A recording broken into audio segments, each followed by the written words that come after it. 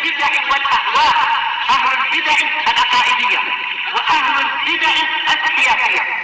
أنا أقول بيننا وبينكم السلف، بيننا وبينكم الكتب، كان فيقول البدع بيننا وبينكم.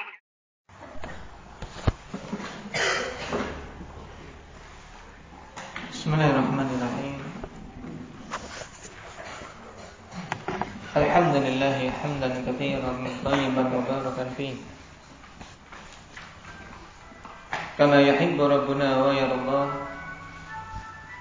Asyhadu an la ilaha illallah wahdahu la syarika lah wa asyhadu anna Muhammadan 'abduhu wa rasuluh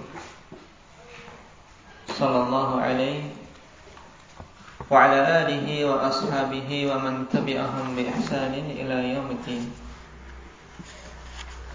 Amma ba'd. Ikhwanil kiram rahimani wa rahimakumullah. Kemarin telah kita bahas sebagai muqaddimah penjelasan berhubungan dengan pentingnya mempelajari asma wa sifat. Dilihat dari 3 segi. Apa saja itu? Indak ya Ridwan. Baik. Itu 3 sisi ya Fanifillah, di mana pembahasan asma wa sifat memiliki arti penting dalam kehidupan kita. Yang pertama dari sisi pembahasannya karena membahas tentang sifat-sifat Allah dan nama-namanya. Sebagaimana Allah Subhanahu wa taala zat yang maha mulia, maka pembahasan tentang sifat-sifat dan nama-namanya adalah pembahasan yang sangat mulia. Yang kedua, kita belajar ini sangat penting karena banyaknya manusia dan kelompok-kelompok yang terjatuh dalam kekeliruan seputarnya. Maka kita butuh mengetahui yang benar dalam masalah ini agar selamat dari kekeliruan. Kemudian yang ketiga dari sisi dampak pada orang yang mempelajarinya, yang menunjukkan ilmu ini ilmu ghayah, ilmu yang menjadi tujuan. Kenapa? Karena berdampak langsung pada keimanan. Di antara sebab utama bertambahnya iman yaitu ma'rifatul asma'illahi wa sifatih, mengetahui nama-nama dan sifat-sifat Allah. Kalau seorang paham makna dan kaidah-kaidah seputarnya, maka semakin kuat keimanannya biidznillah azza wa jalla. Baik. Dan kitab ini kemarin telah kita ketahui alhamdulillah sekilas dari pengantar Syekh Ibnu Baz rahimahullah taala tentang cakupan kitab dan bagusnya kitab ini. Di sisi yang lain juga mudahnya untuk kita memahami apa yang dituliskan oleh Syekh Ibnu Utsaimin rahimahullah. Namun sebelum kita masuk, sebagai muqaddimah yang kedua untuk pembahasan kitab ini, kita baca dulu sekilas tentang biografi Syekh Ibnu Utsaimin rahimahullah agar kita bisa mengambil faedah dari biografi beliau yang penuh dengan pujian ini. Yang kita ketahui beliau termasuk di antara masyayikh ahli sunnah wal jamaah yang Allah Subhanahu wa taala berikan keberkahan pada ilmu beliau. Bahkan diterima oleh kebanyakan kaum muslimin dan tidak diingkari keilmuannya bahkan oleh orang-orang yang menyelisih ahli sunnah dalam masalah ini. Baik, kita baca sekilas yang tidak semuanya.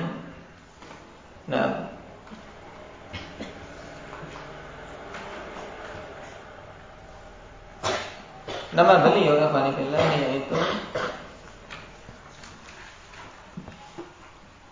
Abu Abdullah Muhammad ibn Saleh ibn Muhammad ibn Sulaiman ibn Abdurrahman Al-Utsaimin Al-Muhaibi At-Tamimi.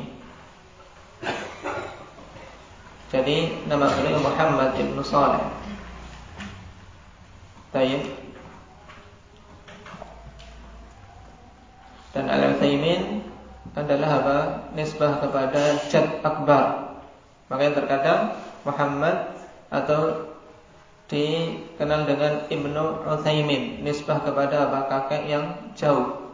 Nah, karena kakek beliau Muhammad, tapi lebih dikenal dengan Ibnu Utsaimin.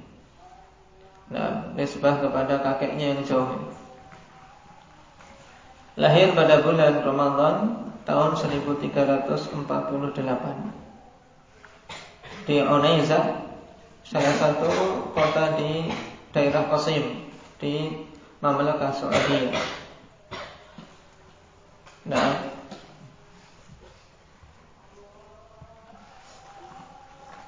dan beliau alhamdulillah, nah, dari sisi keilmuan termasuk di antara murid-murid terkemuka dari Al-Allamah Abdurrahman bin Nasir As-Sa'di rahimahullah. Dan ini termasuk guru beliau yang paling masyhur. Nah, dan banyak mengambil gaya serta faedah dari Imam As-Sa'di rahimahullah, dari sisi bagusnya dalam menjelaskan dan mudahnya dalam menyampaikan. Nah, usul beliau banyak. Nah, terwarnai dengan guru beliau ini, yaitu Syekh Abdurrahman As-Sa'di, pengarang kitab Taysir Azizil Hamid, Taysir Al-Karimir Rahman. Nah,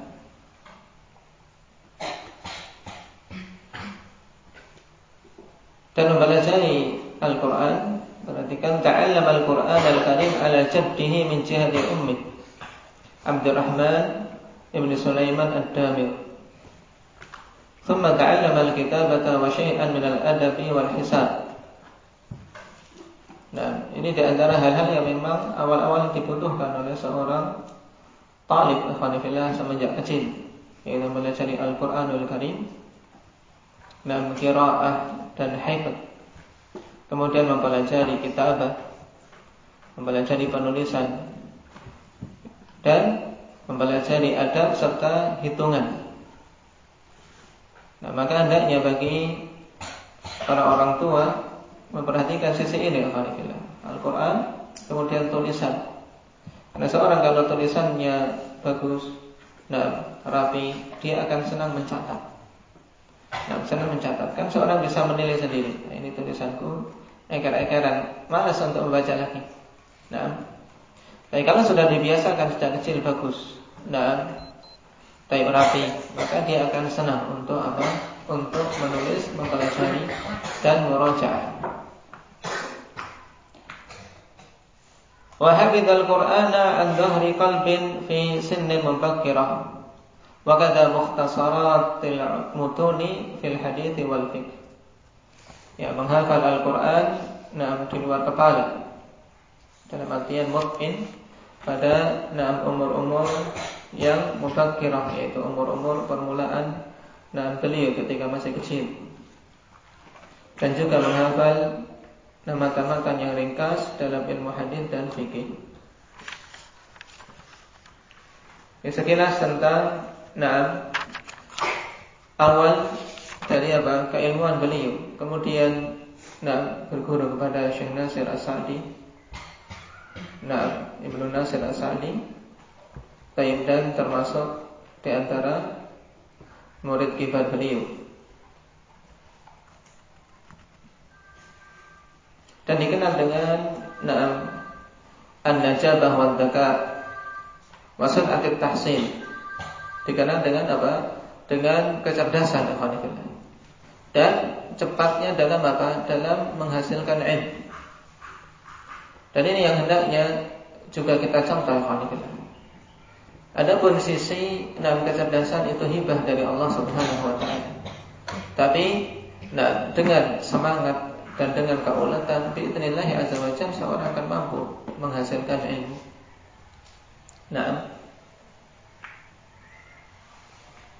Dan kalau kita perhatikan dari mereka-mereka yang menulis biografi beliau, mereka semuanya menceritakan tentang bagaimana beliau semangat dan memanfaatkan waktu yang ada dengan betul-betul teliti.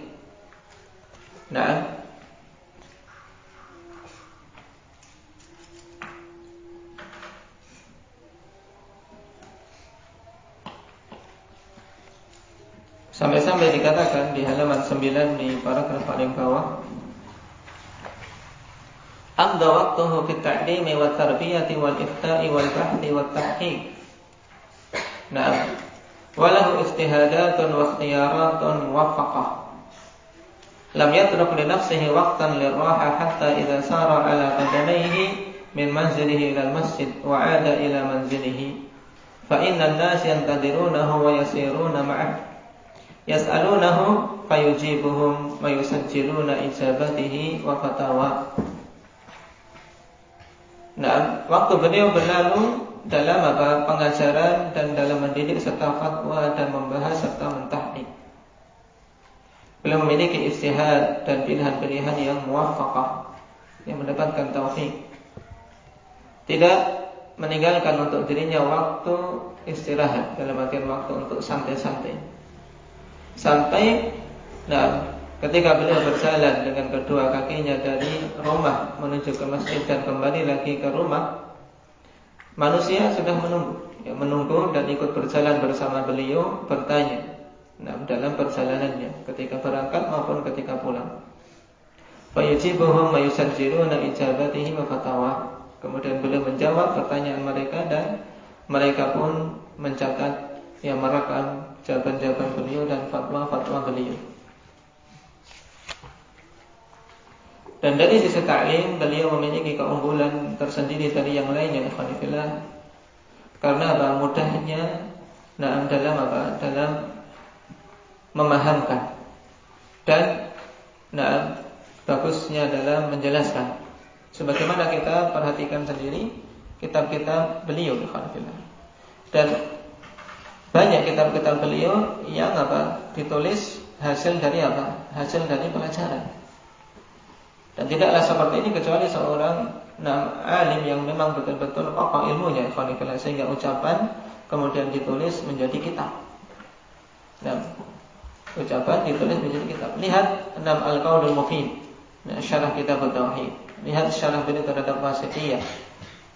Yang kedua kitab ini kemudian menjadi rujukan di antara rujukan-rujukan utama terhadap syarah matan.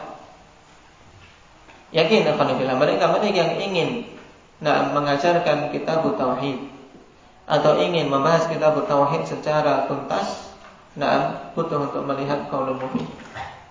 Bahkan kemudian dimasukkan dalam deretan syarah terbaik bersama dengan kitab Fathul Majid dan yang lainnya. Demikian pula syarah Al-Wasithiyah, syarah Syekh Ibnu Utsaimin rahimahullahu taala. Yang ini juga adalah hasil dari transkrip rekaman pelajaran beliau kemudian ditranskrip, ditulis. Ini juga masuk dalam deretan syarah terbaik. Syarah terbaik berarti setara dengan kitab-kitab yang ditulis. Padahal namanya orang menyampaikan tentunya berbeda dengan orang yang menulis dari sisi bagusnya susunan.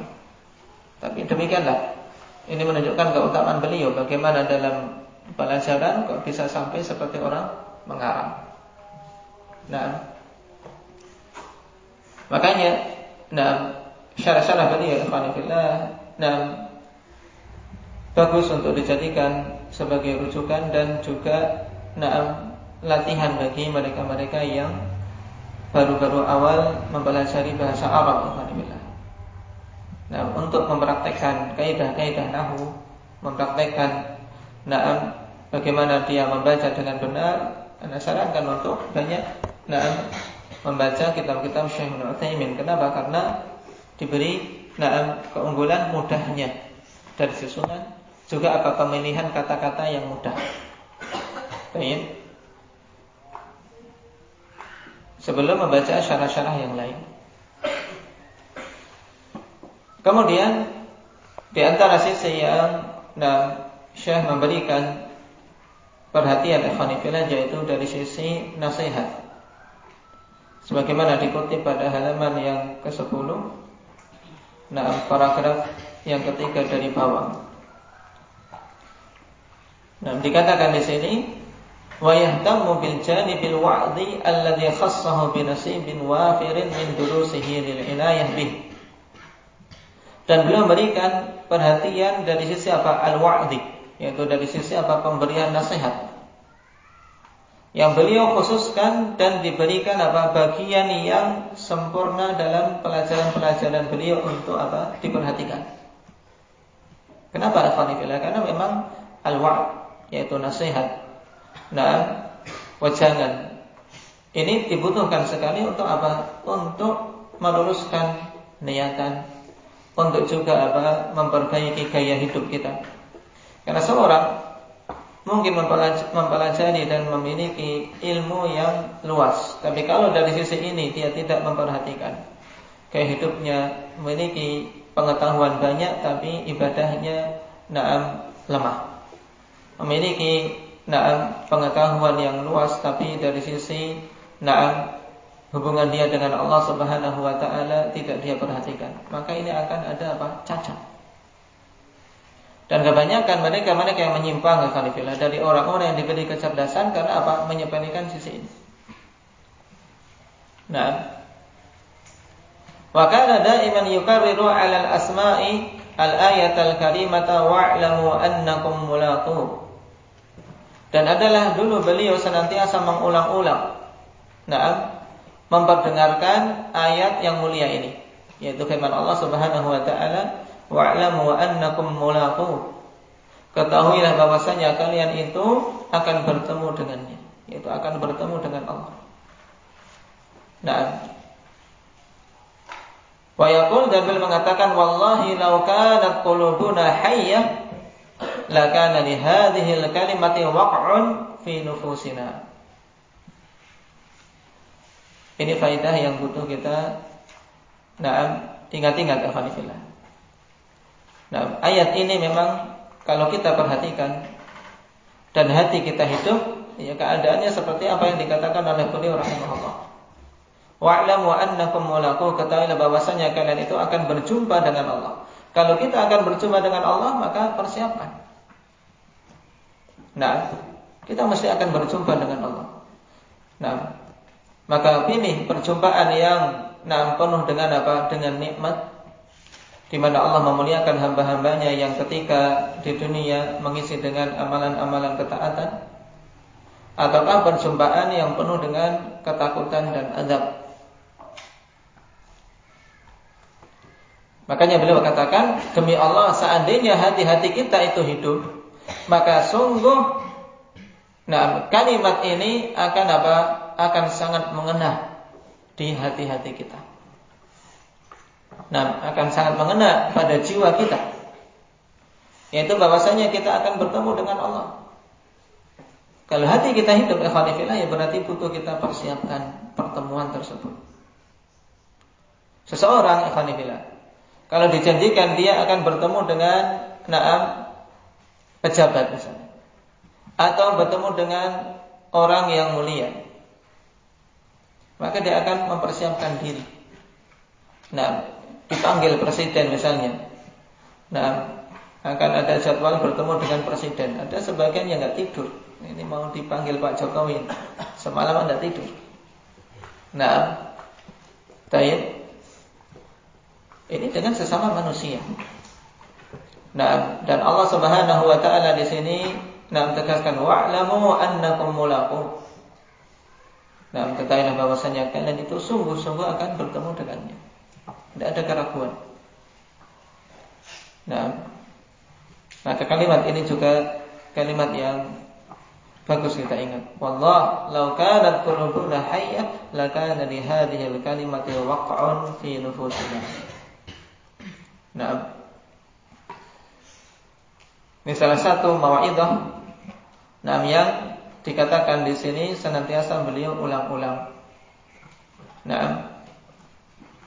Dan beliau juga memberikan perhatian dalam membimbing para thalabatul ilm dan juga bersabar dalam mengajari mereka. Juga ada faedah yang bagus alhamdulillah bahwasanya pelajaran beliau beliau juga memperhatikan dari sisi apa? Tahsil. Jadi hendaknya memang seorang dalam menghadiri majalisul ilm bukan hanya sekedar istima', Ya, bukan hanya sekedar ingin dengar saja, jangan. Tapi hendaknya apa? Dia memberi perhatian dari sisi tahsil, ada ndak hasilku. Nah, ini yang penting.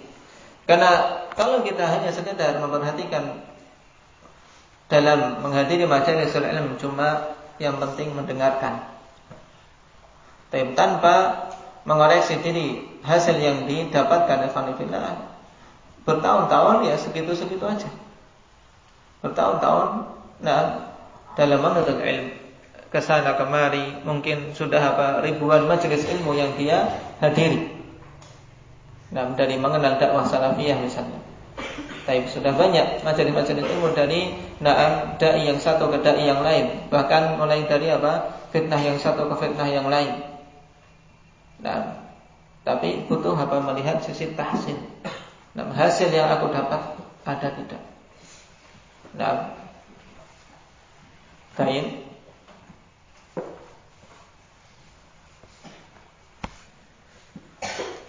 Kemudian ada hal yang perlu diketahui di sini, Khalifillah, berhubungan dengan biografi beliau, karena biografi beliau panjang, dan di antara tulisan yang lengkap menjelaskan tentang biografi beliau adalah kitab Ad-Durrut Tsamin tentang biografi Syekh Ibnu Utsaimin. Nah, di sini ada hal penting karena berhubungan dengan perkara yang banyak manusia menjadikan perkara tersebut sebagai sebagai tameng untuk perbuatan-perbuatan maksiat, yang pada hakikatnya ini adalah kezaliman atas diri Syekh Ibnu Utsaimin rahimahullah ta'ala, yaitu berhubungan dengan masalah gambar fotografi. Kalau kita ketahui bersama bahwasanya hukum fotografi sebagaimana hukum menggambar dengan tangan masuk dalam keumuman larangan Nabi SAW tentang ancaman mereka-mereka yang menggambar makhluk yang bernyawa. Kullu musawwirin finnar. Dalam riwayat yang lain, inna asyaddan nasi 'adaban yaumal qiyamah al-musawwirun. Orang yang paling keras azabnya pada hari kiamat adalah orang-orang yang menggambar makhluk yang bernyawa. Nah, kita ketahui bahwasanya di antara ijtihad Syekh Ibnu Utsaimin rahimahullah ta'ala dalam masalah ini, bahwa beliau menganggap ikhwanillah bahwasanya fotografi, yaitu memfoto makhluk yang bernyawa, ini beda hukumnya dengan dengan gambar tangan. Dengan gambar tangan. Ini dari sisi orang yang membuatnya. Tapi dari sisi hasilnya, beliau kemudian tidak membebaskan secara mutlak, dalam artian berarti boleh secara mutlak seorang berfotoria atau memajang foto hanya sekedar untuk kenang-kenangan atau sekedar untuk disimpan. Sebagaimana Anda tulis juga pembahasan ini dari terjemah penjelasan beliau sendiri. Bahwasanya beliau tetap membatasi, tidak boleh untuk memfoto atau menggunakan gambar-gambar fotografi ini, kecuali kalau ada kebutuhan yang penting, seperti SIM, KTP dan yang lainnya. Sehingga jelas, memukul kata atau membawa fatwa beliau secara mutlak ini adalah kezaliman. Dan juga ikhwanillah dalam masalah video. Nah, ini yang akan kita baca dalam biografi beliau ikhwanillah yang menunjukkan pengingkaran beliau dalam masalah ini. Ya, dalam kitab ini Ad-Durrut Tsamin halaman yang ke-293. Dari persaksian orang yang menghadiri sendiri majelis beliau. Beliau katakan, wa mimma adzkuruhu fi hadzal bab, dan di antara perkara yang aku ingat pada bab ini, yaitu bab ingkarul munkar Syekh. Karena sedang membicarakan tentang semangatnya Syekh Ibnu Utsaimin dalam ingkarul munkar. Di antara yang butuh sebutkan adalah anna syekha kana sayuhadiru fil jami'atil islamiyyati bil madinatil munawwarah. Adalah dulu Syekh akan menyampaikan muhadarah di Jami'ah Islamiyah, ya, di Universitas Madinah.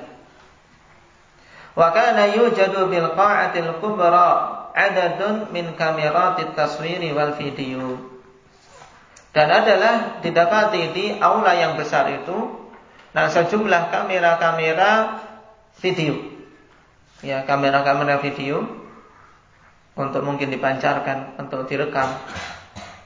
Faqama syekhu qabla su'udihi al-minassah lil muhadarah fil mururi ala ashabil kamerat wa nakkasaha bi nafsihi wahidatan ba'da wahidih.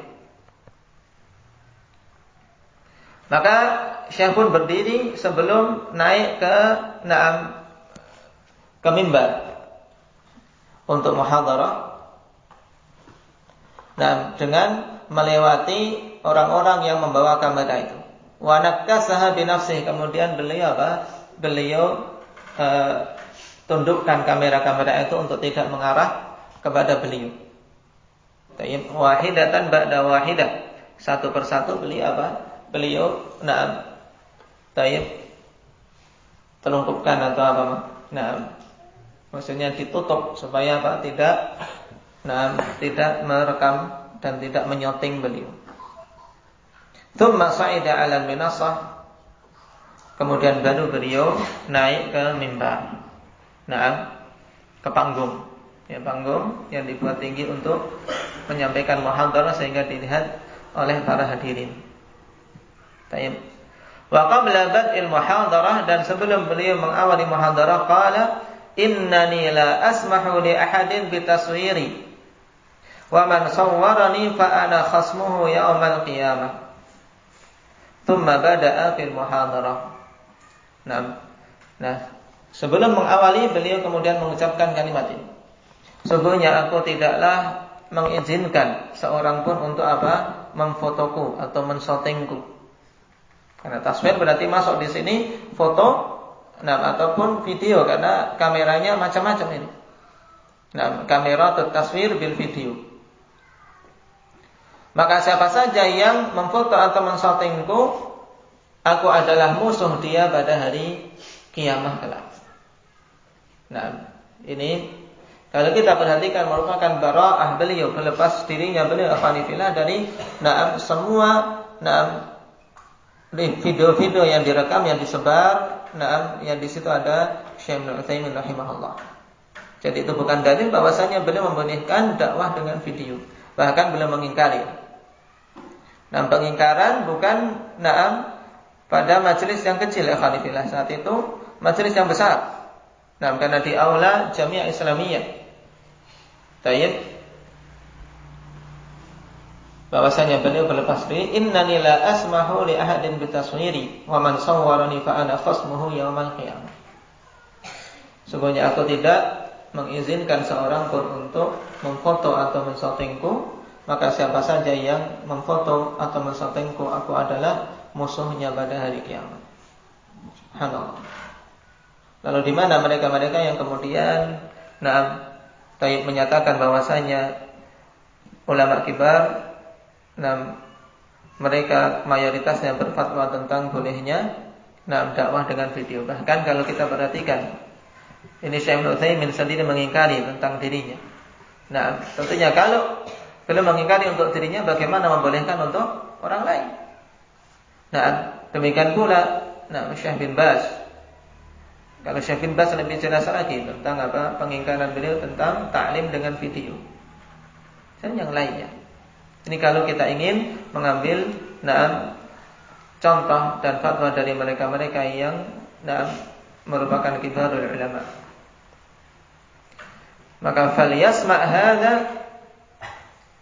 kullu man la yafqahu qawla syekh at-taswir al-fotografi alladhi yakunu li hajati asy-syakhs kal hawiyyati wa ghairiha wa baina at-taswir lil-iqtina'i wa dzikra. Maka hendaknya dengar setiap orang yang tidak paham terhadap perkataan syekh tentang masalah masalah fotografi. Di mana syekh membedakan ikhwanifillah antara sesuatu yang memang dibutuhkan, nah seperti KTP, paspor dan yang lainnya, dan antara apa? Foto untuk sekedar kenang-kenangan dan sekedar apa? Disimpan.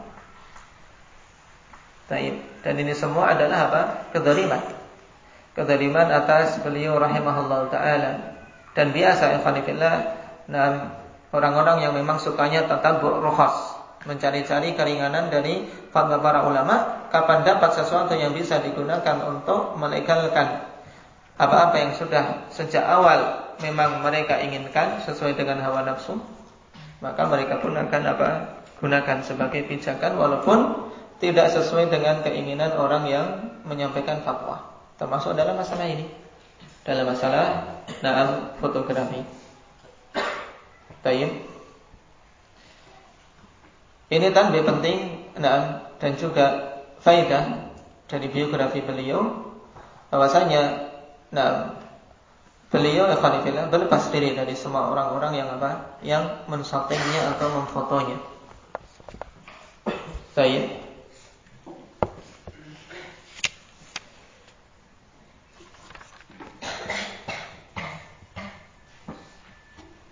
Dan Syekh Ibnu Utsaimin rahimahullah taala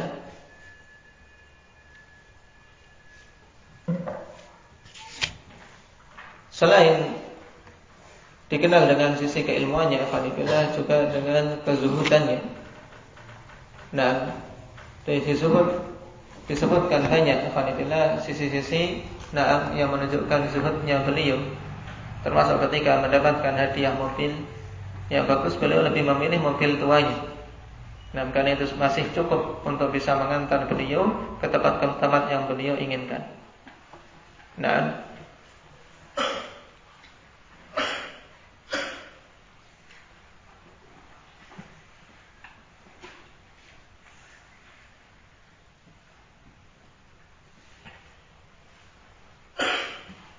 dan di antara hal yang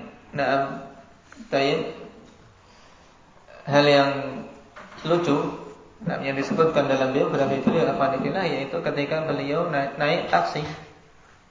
Dan karena apa? Banyak orang alhamdulillah dari sopir-sopir taksi di Saudi sendiri, mereka mengenal namanya dan mendengar fatwa-fatwanya, tapi ada yang belum melihat. Nah, ketika beliau naik taksi, ngomong dengan sopir taksi, siapa engkau? Kemudian Syekh menyebutkan Muhammad bin Shalih Utsaimin. Enggak percaya orang ini. Diketawain sama sopir taksinya. Muhammad bin Shalih Utsaimin. Kalau demikian saya Ibnu Baz.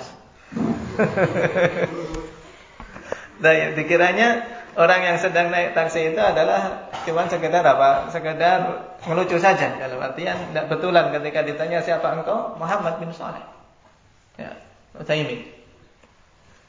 Tidak percaya, makanya untuk apa ngimbangi, kalau kamu Utsaimin, saya Ibnu Baz. Maka kata Syekh, kalau Ibnu Baz buta. Dijawab oleh Syekh Utsaimin, kalau Ibnu Baz buta, antum kok bisa nyupir taksi? Kemudian setelah betul-betul tahu bahwasanya itu Syekh Ibnu Utsaimin, supir taksi minta maaf kepada Syekh rahimahullah ta'ala.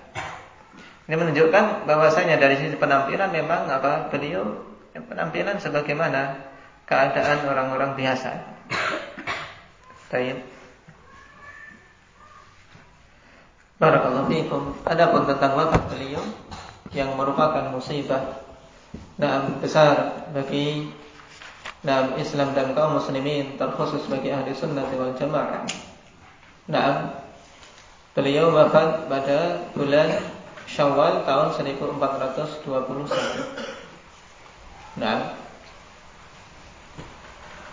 Yang dengannya terangkat ilmu yang banyak, sebagaimana dalam hadis Rasul sallallahu alaihi wasallam, innallaha la yanzi'u ilman intiza'an, walakin yanzi'uhu biqabdil ulama. Allah Subhanahu wa taala tidak akan mencabut ilmu dengan dicabut langsung dari min suduril rijal, dari dada-dada manusia. Tapi apa? Allah cabut ilmu dengan apa? Dengan meninggalnya ulama satu persatu meninggal. Nah, karena tentunya seorang alim meninggal, ya ilmu yang bersama beliau juga ikut apa? Ikut berakhir. Kecuali apa-apa yang kemudian ditinggal dari kitab-kitab beliau. Nah, dari kaset-kaset dan dari apa murid-murid beliau yang menyampaikan ilmu yang beliau bawa. Nah, tapi tentunya apa? Dengan meninggalnya beliau tentunya ini musibah. Kenapa? Karena kalau hidup bisa langsung bertanya, pendapat yang benar, apa fatwa dalam masalah ini dan itu. Nah, dan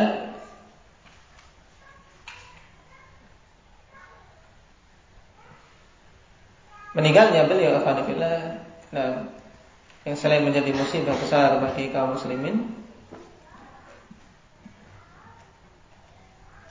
juga apa padanya ayat min ayatillah, dalam artian menunjukkan bagaimana beliau diterima di hati-hati kaum muslimin. Karena yang kemudian menyaksikan penguburan beliau di hari berikutnya, karena meninggalnya sebelum maghrib, kemudian dikuburkan pada hari esoknya, pada hari Kamis, meninggalnya pada hari Rabu menjelang maghrib. Disaksikan oleh al-alaf al-mu'allafah, yaitu ribuan manusia yang kemudian mengantarnya sampai ke pekuburan. Nah, yang ini tidak bisa disifati kata pengarang di sini. Dzalika fadlullah yu'tihi man yasha. Sebagaimana dikatakan apa? Bainana wa baina ahli bid'ah fil janazah. Antara kita dengan ahli bid'ah yaitu pada janazah.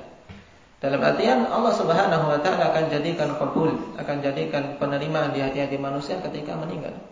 Mungkin ketika hidupnya ikhwanillah dibenci, tapi ketika meninggal akan Allah Subhanahu wa taala jadikan hati-hati menerimanya.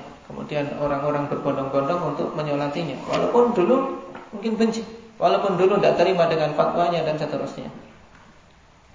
Nah, karena Rasul sallallahu alaihi wasallam mengatakan, "Idza ahabballahu al-'abda nada Jibril innallaha yuhibbu fulanan fa ahibbah." Fa yuhibbuhu Jibril. Sungguhnya Allah Subhanahu wa taala jika mencintai seorang hamba, maka Allah akan memanggil Jibril, kemudian mengatakan sungguhnya Allah mencintai fulan, maka cintailah dia, maka Jibril pun mencintainya. Fa yunadi Jibril fi ahli as-sama', innallaha yuhibbu fulanan fa ahibbuh. Kemudian Jibril memanggil penduduk langit, mengatakan sesungguhnya Allah mencintai fulan, maka cintailah dia. Fa yuhibbuhu ahlas sama', maka penduduk langit pun mencintainya. Tsumma yudha'u lahul qabul fi ahlil ardh. Kemudian diletakkan penerimaan pada penduduk bumi. Dan ini yang kita harapkan. Semoga beliau termasuk di antara mereka-mereka yang tercakup dalam hadis ini, dan kita pun berharap semoga mendapatkan apa-apa yang juga disebutkan dalam hadis ini. Nasallallahu azza wa jalla al-afiyata wassalamah. Ini sekilas tentang biografi beliau. Dan sebelum kita masuk dalam inti kitab. Barakallahu fiikum, naktabi bihadza.